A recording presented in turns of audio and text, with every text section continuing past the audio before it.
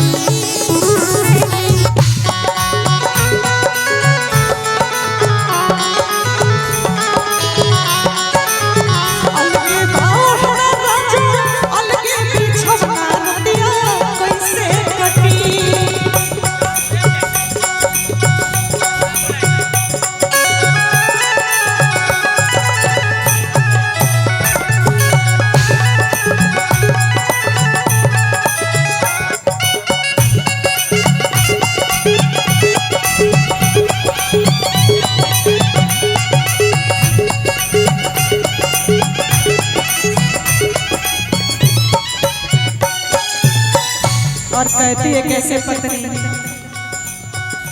कि मनवा करेला हमके बड़ी मन करता है ठंडा के दिन में का कि मनवा करता हमके कोरा में सुतईता मीठा मीठा बोलता बतियाइता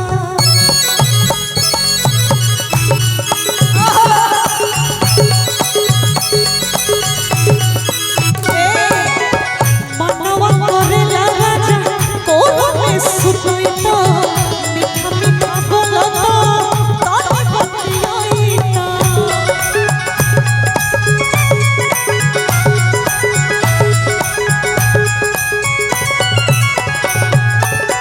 मनवा करेला राजा कोरा में सुतइता मीठा मीठा बोलता ताने बतियाइता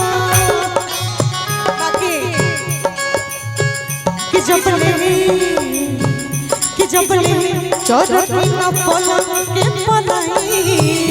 जबले चरखी न पलंग के पलाई ओ घाई में तोहरा